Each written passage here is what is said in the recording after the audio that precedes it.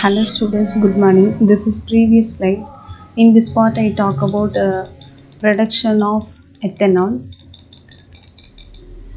The process of ethanol production starts by the milling a feedstock followed by the additions of dilute or fungal amylase from Aspergillus to break down the starch into the fermentable sugar. So ethanol ப்ரொடக்ஷனுக்கு நம்ம எந்த microbes use பண்ணுறோம் அப்படின்னா ஆஸ்பெர்ஜில்லஸ் நெய்கர் அப்படின்னக்கூடிய இந்த microbes தான் use பண்ணுறோம்.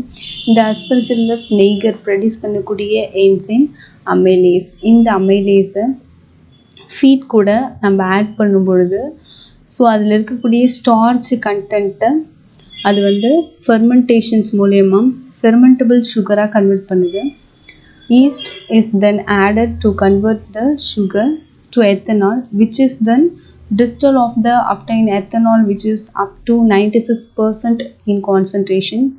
So yeast இப்போ ஃபெர்மெண்டபிள் sugar இருக்கு இல்லையா, ஸோ இந்த ஃபெர்மெண்டபிள் சுகர் கூட ஈஸ்ட் ஆட் பண்ணதும் இந்த ஈஸ்ட் வந்து அதில் இருக்கக்கூடிய சுகரை வந்து எத்தனாலாக வந்து கன்வெர்ட் பண்ணுது. ஸோ இப்போ நமக்கு கிடைக்கக்கூடிய அந்த எத்தனால் வந்து 96% கான்சன்ட்ரேஷனாக இருக்கும்.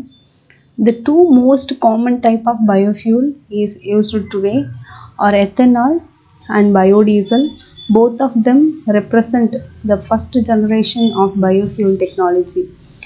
இப்போ நமக்கு காமனாக நம்ம பயோஃபியூல் வந்து இப்போ யூஸ் பண்ணிகிட்ருக்கிறது two different types of biofuel வந்து யூஸ் பண்ணிகிட்ருக்கோம். ஒன்று வந்து எத்தனால்னு சொல்லுவோம், biodiesels. Both of them represent the first generation biofuel technology. இது ரெண்டுமே பார்த்திங்கன்னா ஃபஸ்ட்டு ஜென்ரேஷன் பயோஃபியூல் டெக்னாலஜி மூலிமா வந்து ப்ரொடியூஸ் ஆனது. நெக்ஸ்ட்டு குளுக்கோஸ் கண்டென்ட், அதாவது நம்ம அமைலேஸ் ஆட் பண்ணதுக்கப்புறம் அந்த ஃபீடில் அதில் இருக்கக்கூடிய குளுக்கோஸ் கண்டென்ட்டு ஈஸ்ட் என்ன பண்ணுது அப்படின்னா, ஸோ அதில் ஸ்டார்டிங்கில் ஃபீடு இருக்கு இல்லையா, அந்த ஃபீடில் நம்ம என்ன ஆட் பண்ணுறோம் அப்படின்னா அமைலேஸ் ஆட் பண்ணுறோம். அமைலேஸ் ஆட் பண்ணும்பொழுது அதில் இருக்கக்கூடிய குளுக்கோஸ்லாம் அதை பற்றி பிரேக் டவுன் பண்ணிவிட்டு ஒரு ஃபெர்மெண்டபிள் சுகராக வந்து கன்வெர்ட் பண்ணியிருக்கோம். ஸோ இப்போ இது வந்து ஃபெர்மெண்டபிள் சுகராக இருக்குது. ஸோ இந்த சுகரில் வந்து ஈஸ்ட்டை ஆட் பண்ணதும் ஆட்டோமேட்டிக்காக ஃபெர்மெண்டேஷன் வந்து ஸ்டார்ட் ஆகிடும். ஸோ ஃபெர்மெண்டேஷன் நடந்ததுக்கப்புறம் குளுக்கோஸ் வந்து என்னவா கன்வெர்ட் ஆகுது அப்படின்னா எத்தனாலாக கன்வெர்ட் ஆகுது. So ethanol is often used as a fuel, mainly as a biofuel additive for the gas oiling. So இந்த எத்தனால் இருக்கு இல்லையா, ஸோ இது வந்து நம்ம பயோஃபியூலாக யூஸ் பண்ணுறோம். ஸோ மெயினாக இதை பயோஃபியூலாக யூஸ் பண்ணுறது எது கூட இதை ஆட் பண்ணுறோம் அப்படின்னா இந்த எத்தனால் கேஸ் ஆயிலின் கூட வந்து ஆட் பண்ணி இது நம்ம பயோஃபியூலாக வந்து நம்ம யூஸ் பண்ணிகிட்ருக்கோம். In this slide I talk about chemicals, enzyme and other bioreactive molecules. Microbes are not only used for commercial and industrial productions of alcohol but also used for the production of chemicals like organic acid and enzyme. Microbes வந்து நம்ம கமர்ஷியலுக்காகவும் industrial ப்ரொடக்ஷனுக்காகவும் alcohol produce பண்ணுறதுக்கு மட்டும் நம்ம use பண்ணலை. So இது வேறு எதுக்காகவும் use பண்ணுறோம் அப்படின்னா கெமிக்கல்ஸ் ப்ரொடியூஸ் பண்ணுறதுக்கும் நம்ம மைக்ரோப்ஸ் வந்து யூஸ் பண்ணுறோம். ஸோ எது மாதிரியான கெமிக்கல்ஸ் அப்படின்னா ஆர்கானிக் ஆசிடு, அப்புறம் என்சைம். ஸோ இது மாதிரியான கெமிக்கல்ஸ் ப்ரொடியூஸ் பண்ணுறதுக்கும் நம்ம மைக்ரோப்ஸ் வந்து யூஸ் பண்ணிகிட்ருக்கோம். For example of organic acid produce ஆகுது ஆஸ்பெர்ஜில்லஸ். ஆர்கானிக் ஆசிட் வந்து எது மூலிமா ப்ரொடியூஸ் ஆகுது அப்படின்னா ஆஸ்பெர்ஜில்லஸ் நெய்கர் அப்படின்னக்கூடிய ஃபார் த சிட்ரிக் ஆசிட் ஆஸ்பெர்ஜில்லஸ் நெய்கர் அதுலேருந்து நமக்கு என்ன கிடைக்கிது அப்படின்னா சிட்ரிக் ஆசிட் கிடைக்கிது. அது மாதிரி Acetobacter aceti for acetic acid, அசிட்டோபாக்டர்லேருந்து அசிட்டிக் ஆசிட் வந்து ப்ரொடியூஸ் பண்ணுறோம். Rhizopus oryzae for fumaric acid, Rhizopus oryzae இருக்கு இல்லையா, ஸோ இதுலேருந்து நம்ம ஃபியூமரிக் ஆசிட் வந்து ப்ரொடியூஸ் பண்ணுறதுக்கு இந்த ஸ்பீஷியஸ் யூஸ் பண்ணிகிட்ருக்கோம். அதுக்கப்புறம் Clostridium butyricum for butyric acid. So butyric acid produce பண்ணுறதுக்கு எது மாதிரியான மைக்ரோ ஆர்கானிசம் யூஸ் பண்ணுறோம் அப்படின்னா காலஸ்ட்ரிடியம் பியூட்ரிக்கம் வந்து யூஸ் பண்ணுறோம். Next lactobacillus for lactic acid. Lactobacillus வந்து லாக்டிக் ஆசிட் ப்ரொடியூஸ் பண்ணுறதுக்காக லாக்டோபேசில்லஸ்ன்றக்கூடிய மைக்ரோ ஆர்கானிசம் யூஸ் பண்ணுறோம். ஸோ இதெல்லாம் நம்மளுக்கு 1 மார்க் கொஷின்ஸில் கேட்கலாம், மேட்ச் த ஃபாலோயிங் மாதிரி.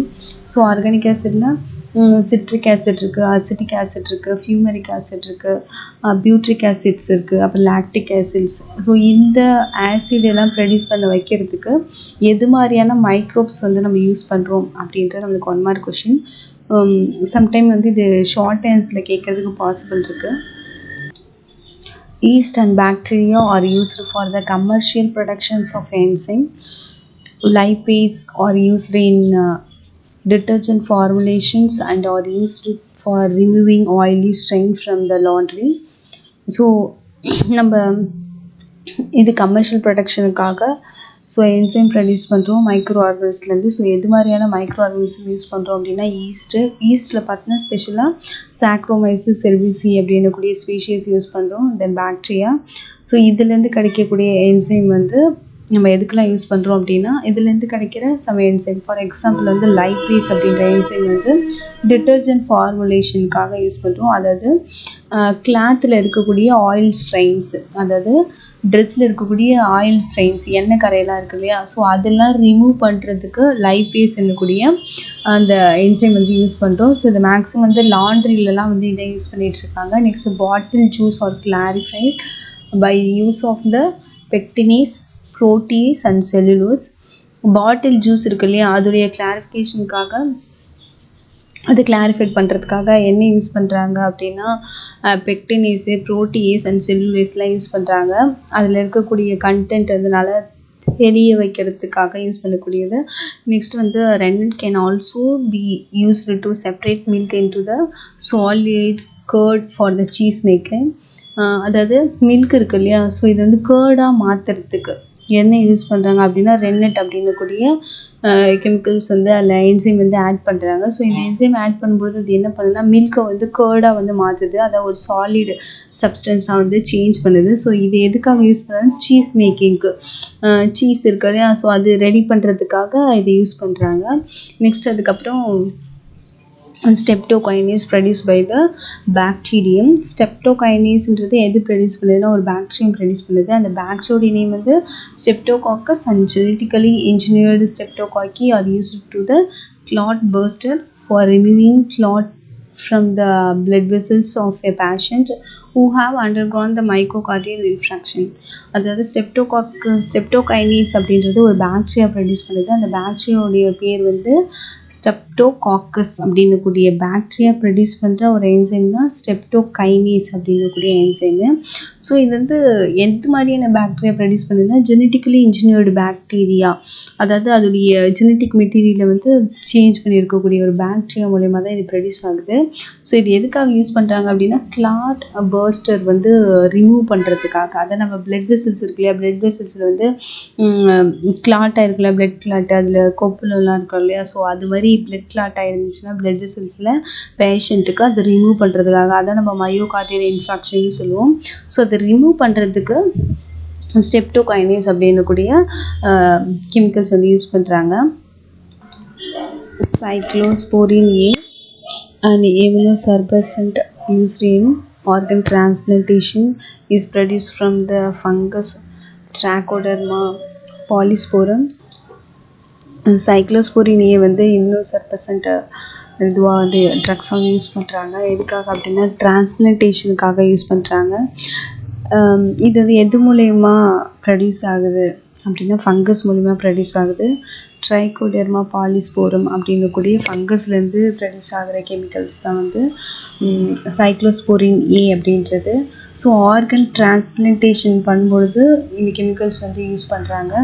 ஆர்கன் டிரான்ஸ்பிளான்டேஷன்ஸ் அப்படின்னா ஏதாவது நம்ம பாடியில் இருக்கக்கூடிய பர்டிகுலர் ஆர்கன் எடுத்து வேறு ஒருத்தவங்களுக்கு டிரான்ஸ்பிளான்டேஷன், வேறு ஒருத்தவங்களுக்கு எடுத்து வைக்கிறது, அதாவது உறுப்பு மாற்று அறுவை சிகிச்சைன்னு சொல்லுவாங்க.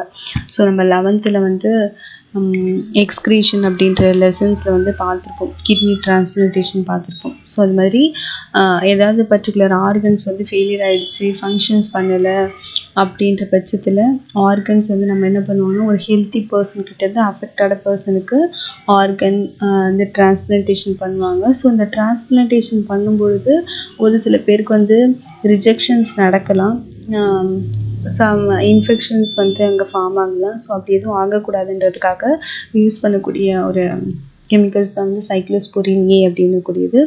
It is also used for it's anti inflammatory and fungal and anti parasitic properties. So நம்ம டிரான்ஸ்பிளான்டேஷன் பண்ண அந்த ஆர்கன் வந்து அழுகி போயிடக்கூடாது இல்லையா, ஸோ அதுக்காகவும் அதை ஆன்டி இன்ஃப்ளமேட்ரி அப்படின்னு சொல்லுவோம், ஆன்டி இன்ஃப்ளமேட்ரி. நெக்ஸ்ட் வந்து anti fungal disease, so parasitic disease, so எதுவுமே அதை வந்து போய் அஃபெக்ட் பண்ணாமல் வந்து ப்ரொடெக்ட் பண்ணக்கூடிய ஒரு கெமிக்கல்ஸ் அது. நெக்ஸ்ட் வந்து statins produce by the yeast Monascus purpureus have been used lower blood cholesterol level.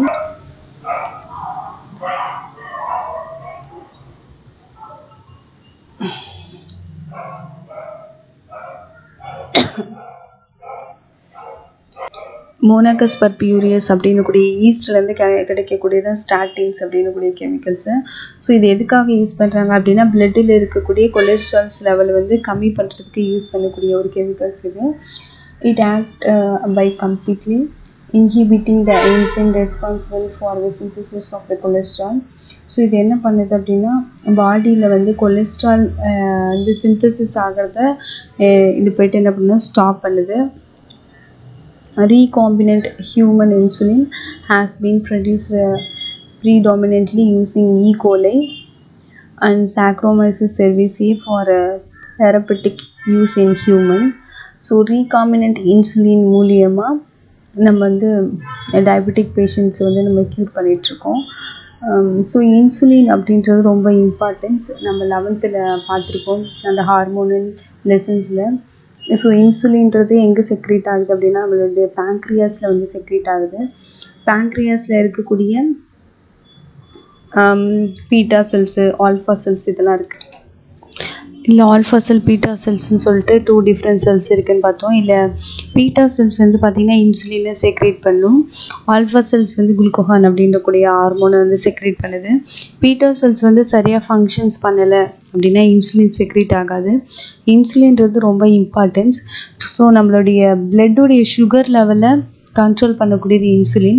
So இந்த இன்சுலின் வந்து நம்மளோட பிளட்டில் குளுக்கோஸ் லெவல் அதிகமாக இருக்கும்போது அந்த குளுக்கோஸ் எல்லாம் கிளைக்கோஜனாக எடுத்துகிட்டு போய் நம்ம லிவரில் ஸ்டோர் பண்ணுது. ஸோ இது ப்ராப்பராக நடக்கலை அப்படின்னா பிளட் சுகருடைய லெவல் வந்து இன்க்ரீஸ் ஆகிடும். பிளட்டில் குளுக்கோஸ் லெவல் ரொம்ப அதிகமாக இருந்துச்சுன்னா ப்ரெஷர் ரொம்ப இன்க்ரீஸ் ஆகும். ஸோ இதை நம்ம கண்ட்ரோல் பண்ணுறதுக்கு ஆர்டிஃபிஷியலாக நம்ம இன்சுலின்ஸ் வந்து எடுத்துப்போம்.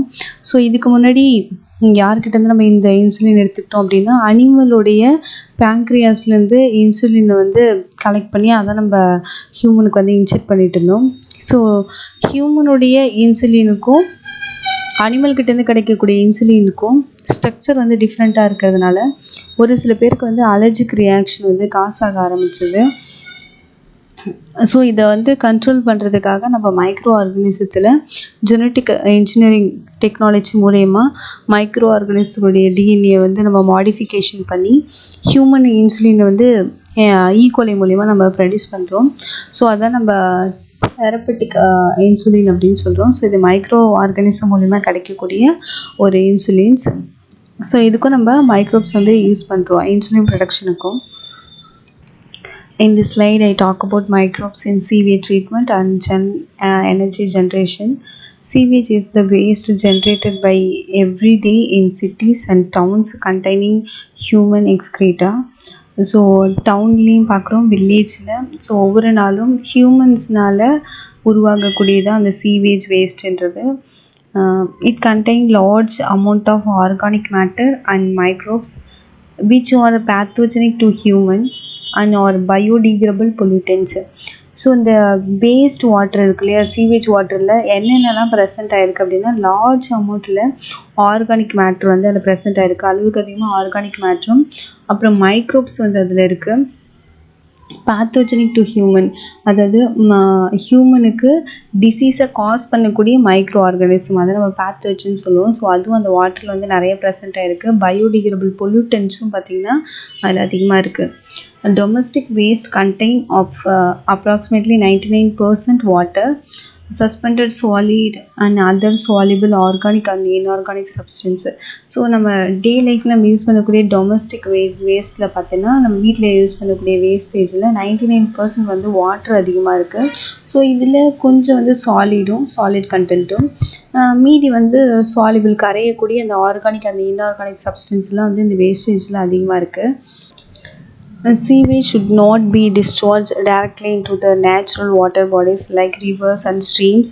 ஸோ நம்ம சீவேஜில் கழிவுநீர் இருக்குல்லையா அது டேரெக்டாக நம்ம வந்து ரிவர்லேயோ இல்லை ஸ்ட்ரீம்லேயோ நம்ம டேரெக்டாக ஓப்பன் பண்ணி விடக்கூடாது. ஸோ இது என்ன பண்ணோம் அப்படின்னா பிஃபோர் டிஸ்போசல் நம்ம வெளிவிடுறதுக்கு முன்னாடியே sewage should be the treated இந்த sewage treatment plans to make less polluting. So இதுக்கு நம்ம அந்த வேஸ்ட் வாட்டரை வந்து நம்ம வெளியில் ஸ்ட்ரீம்லேயோ இல்லை ரிவர்லேயோ ரிலீஸ் பண்ணுறதுக்கு முன்னாடி நம்ம என்ன பண்ணணும்னா அது ப்ராப்பராக வந்து ஓரளவுக்கு லெஸ் பொல்யூட்டிங் இருக்கிற மாதிரி அதை ஓரளவுக்கு க்ளீன் பண்ணி நம்ம அதுக்கப்புறம் வந்து தான் டிஸ்போஸ் பண்ணணும். அதுக்கு முன்னாடி டிஸ்போஸ் பண்ணக்கூடாது.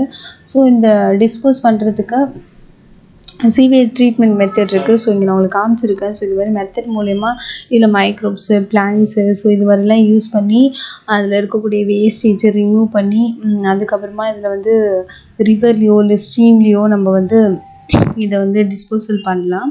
ஸோ இது பண்ணுறது மூலிமா பொல்யூஷன் வாட்டர் பொல்யூஷன்ஸ் வந்து ஓரளவுக்கு நம்மளால் கண்ட்ரோல் பண்ண முடியும். In this part I talk about microbial fuel cell. The short form is MFC.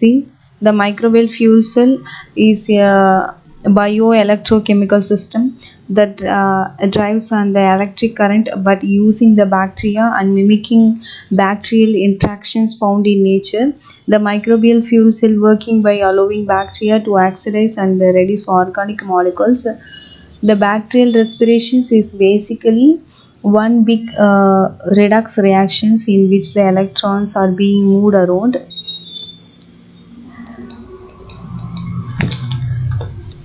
The MFC consists of the anode and cathode separated by the proton exchange membrane.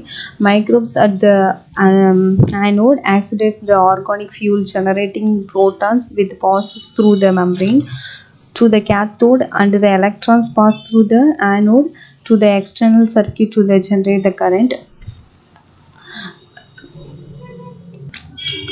This technique nothing but it is an electrochemical device. The MFC consists of the anode and cathode. Anode is there, cathode is there. Anode cathode is separated by the proton exchange membrane. The microbes at anode oxidize the organic fuel generating the protons pass through the membrane cathode. The electron pass through the anode and the external circuit generate current. So இந்த MFC அப்படின்றது என்ன அப்படின்னா மைக்ரோப்ஸை use பண்ணி நம்ம organic substance மூலயமா நம்ம என்ன பண்ணுறோம் அப்படின்னா கரண்ட் வந்து ஜென்ரேட் பண்ணுற ஒரு டெக்னிக் தான் வந்து எம்எஃப்சி அப்படின்னு சொல்கிறது. மைக்ரோபியல் ஃபியூல் செல் அப்படின்னு சொல்லுவோம். ஸோ இந்த டெக்னிக்கில் என்ன இருக்குது அப்படின்னா ஆனோடு வந்து இருக்கும், கேத்தோட் இருக்கும். ஸோ இந்த ஆனோட் கேத்தோடை செப்பரேட் பண்ணுறதுக்கு ஒரு மெம்பரெயின் இருக்கும். இந்த மெம்பரெயின் பேர் என்ன அப்படின்னா புரோட்டான் எக்ஸ்சேஞ்ச் மெம்பரெயின். ஸோ இது வந்து எதை அலோவ் பண்ணுது அப்படின்னா புரோட்டான்ஸை மட்டும் ஆனோட்லேருந்து கேத்தோடுக்கு மூவ் ஆகிறதுக்கு வந்து அலோவ் பண்ணுது. ஸோ மைக்ரோப்ஸ் வந்து நம்ம ஆனோட் ரீஜன்ஸில் வந்து ஃபிக்ஸ் பண்ணியிருக்கோம். ஸோ இந்த மைக்ரோப்ஸ் என்ன பண்ணும் அப்படின்னா ஆர்கானிக் சப்ஸ்டன்ஸ் இருக்குது இல்லையா, ஸோ அதை வந்து அதை எடுத்துக்கிட்டு ஸோ இது வந்து என்ன பண்ணுது அப்படின்னா ரெஸ்பிரேஷன்ஸ் பண்ணும்பொழுது ஆர்கானிக் மாலிகுல்ஸ்லாம் இருக்கு இல்லையா அதெல்லாம் பார்த்தீங்கன்னா ரெடியூஸ் பண்ணுது. ஸோ அப்போ வந்து ரிடாக்ஸ் டிவிஷன்ஸ் வந்து நடக்குது. இதில் இருக்கக்கூடிய இதில் கொடுத்துருக்காங்க பாருங்கள். The bacterial respiration is basically one big redox reactions in which the electrons being moved around. So bacteria respirations பண்ணும்போது ரிடாக்ட் ரியாக்ஷன்ஸ் நடக்குது. ஸோ அப்போ என்ன பண்ணோம் அப்படின்னா இங்கே ப்ரொடியூஸ் ஆகக்கூடிய ப்ரோட்டான்ஸு எலக்ட்ரான்ஸ் எல்லாம் இருக்குது இல்லையா, ஸோ ப்ரோட்டான்ஸ் மட்டும் என்ன பண்ணுது அப்படின்னா அந்த ப்ரோட்டான் எக்ஸ்சேஞ்ச் மெம்பரின் வழியாக இது வந்து கேத்தோட் ரீஜனுக்கு மூவ் ஆகுது. ஸோ சேம் டைம் அதே டைமில் எலக்ட்ரான்ஸ் என்ன பண்ணுது அப்படின்னா ஸோ இந்த ஆனோட் ரீஜியன்லேருந்து வெளியில் எக்ஸ்டர்னல் சர்க்கியூட் மூலியமாக எலக்ட்ரான்ஸை வந்து கேத்தோடுக்கு பாஸ் பண்ணுது. ஸோ இங்கேருந்து எலக்ட்ரான்ஸ் வந்து கேத்தோடுக்கு எக்ஸ்டர்னல் சர்க்கியூட் வழியாக போகும்பொழுது நம்மளுக்கு வந்து கரண்ட் வந்து ஜென்ரேட் ஆகுது. ஸோ இதான் அந்த மெத்தடு. ஒரு மைக்ரோப்ஸ் யூஸ் பண்ணி நம்ம எப்படி வந்து ஒரு கரண்ட் வந்து ஜென்ரேட் பண்ணுறோம் அப்படின்றது. ஸோ இதில் மெயினான காம்பனண்ட் என்ன அப்படின்னா ஆர்கானிக் சப்ஸ்டன்ஸு. ஸோ இதில் இருக்கக்கூடிய சப்ஸ்ட்ரேட் என்னென்னு பார்த்தா பாக்டீரியா தான் substrate. It is the 5 mark questions. This diagram is very important. So இதுக்கு முன்னாடி நம்ம நடத்தின சாப்டரில் என்னென்ன கொஷின்ஸ்லாம் இருக்கும் அப்படின்றத நம்ம பார்க்க போகிறோம். மைக்ரோபியல் ஃபியூல் செல்ஸ் ஆல்ரெடி நான் சொல்லிட்டேன், ஷார்ட் ஆன்சரு.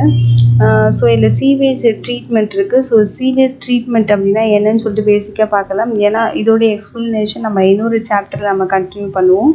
ஸோ இதில் நம்ம நிறையா கெமிக்கல்ஸ்லாம் பார்த்தோம். அது கெமிக்கல்ஸுடைய என்னென்ன எந்த ஆர்கனிசத்துலேருந்து ப்ரொடியூஸ் ஆகுது, ஸோ அதோடைய ஃபங்க்ஷன்ஸ்லாம் என்ன அப்படின்றத நம்ம பார்க்கலாம். ஸ்டாட்டின்ஸ்லாம் பார்த்தோம் இல்லையா, இந்த ஸ்டாட்டின்ஸுடைய வந்து எந்த ஆர்கனிஸ்லேருந்து ப்ரொடியூஸ் ஆகுது, ஸோ அதோடைய யூசஸ்லாம் என்ன அப்படின்னு கேட்கலாம். சம்டைம்ஸ் வந்து என்ன கேட்பாங்கன்னா பிளட் கொலஸ்ட்ரால்ஸ் லெவலில் ரெடியூஸ் பண்ணக்கூடிய, அதாவது லோவர் பிளட் கொலஸ்ட்ரால் லெவல்ஸ் இது பண்ணுறது எந்த மைக்ரோ ஆர்கானிசம் அப்படின்னு சொல்லிட்டு கேட்கலாம். அதில் வந்து மோனாக்கஸ் பர்பியூரியஸ் அப்படின்னு சொல்லக்கூடியது. ஸோ இது ப்ரொடியூஸ் பண்ணுறது வந்து ஸ்டாட்டின்ஸு. ஸோ இதெல்லாம் நமக்கு 1 மார்க் அப்படின்னா ஷார்ட் ஆன்சரில் கேட்குறதுக்கு பாசிபிள்ஸ் இருக்குது. இதில் கெமிக்கல்ஸ், என்சைம், அதர் பயோரியாக்டிவ் மாலிகூல்ஸ் இது வந்து ஷார்ட் ஆன்சர் அப்படின்னா 1 மார்க்கில் வர்றதுக்கு பாசிபிள் இருக்குது. So east ஃபெர்மெண்டேஷன்ஸ். ஸோ நமக்கு இது வரைக்கும் கொடுத்துட்டு இங்கே ரியாக்ஷன் என்ன நடக்குது அப்படின்னு சொல்லிட்டு கேட்கலாம். ஸோ இந்த நம்ம ரியாக்ஷன்ஸ் வந்து இம்பார்ட்டன்ட், ஷார்ட் ஆன்சரில் வர்றதுக்கு பாசிபிள் இருக்குது. அதுக்கு முன்னாடி சாக்ரோமைசிஸ் இதெல்லாம் பார்த்தோம்.